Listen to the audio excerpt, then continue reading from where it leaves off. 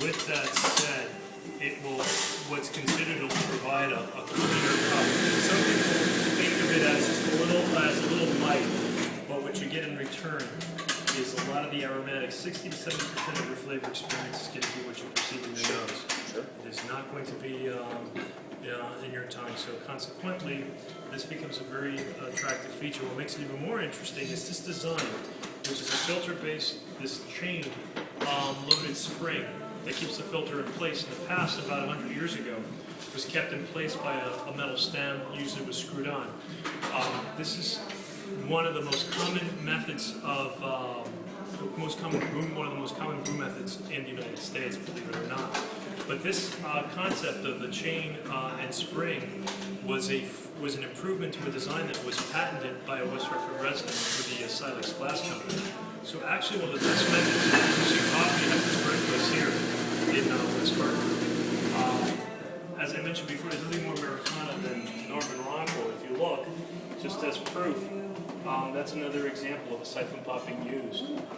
They had different designs, but even diners back in the day produced some of the best, had some of the best brew methods. The problem is today we just think of diners as hamburgers and hot dogs, but back in the day, diners were a place where people had some really incredible home-cooked meals and seafoods and things like that. So it's kind of always, I always think it's important to do our best to kind of keep track of the history of things, because we seem to forget that. And it's interesting to know that West Hartford or Connecticut was at the forefront of some great coffee back in the day too.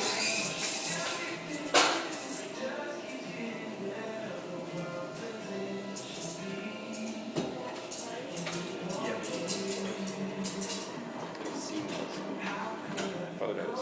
I've never seen that up person. I'm gonna send this to my kids. When you do the audio, I'll be like, guess what they're making here? See what this is. So is this basically just distilling water? It's a chain. It'll move. What it will do. It's going to put the water's going to rise into the second chamber. Then you blend the coffee. At which point, once you do for about a minute and 10 seconds, you remove it from the heat source, and at that point, remove it from the heat source, it creates a vacuum, which is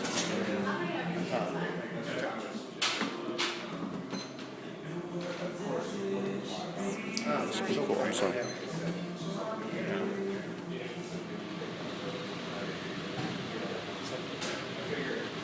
Now, what I've done here is I've made sure that I've paid careful attention to the coffee to water ratio. That's really important, because the biggest problem that we have in our is that coffee, believe it or not, has this big range of flavor acceptance. Meaning you can drink coffee that's poorly extracted and still find it enjoyable, or you can. But it's coffee in its own right is deceptively complex.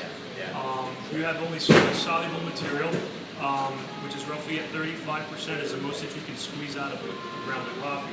But at the same time, what you want to keep is roughly only 18%.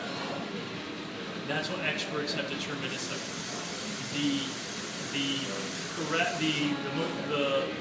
the percentage in which most people enjoy their coffees. So we just don't throw a bunch of beans in water, just like we just don't throw a bunch of beans in a hopper and roast coffee and squeeze it out brown. Right. I can teach you how to be a roaster in 15 minutes. I can teach you how to roast in 15 minutes. It'll take you a lifetime to be a roaster, because there's so many things to factor in: moisture, ambient temperature. And here we go.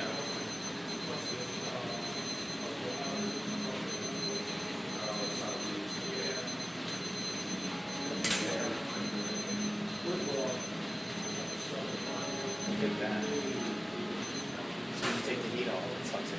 This vacuum sucks it. It really is, huh? It's good.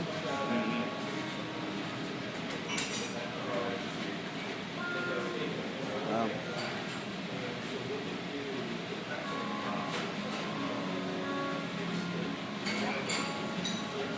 The interesting thing, like I mentioned before, this is in probably probably more homes than any other brew method.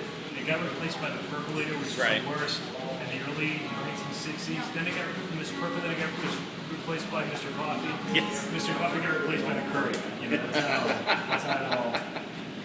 I want to say that my great grandmother had something like this. Get one of those. Absolutely. You'd be surprised. Yeah. I mean, it's just that it takes a lot of different forms. And Silex was huge. Oh, Dr. Silex? The same company, yeah. Okay. And it was, at that time, it was called the Hartford Silex Company here. And we forget again, manufacturing was big. Here in New England. Oh, yeah. Yeah. Okay, test tubes. There you go. That's right. I remember those. Where will you be sitting tonight? Just over here on the counter.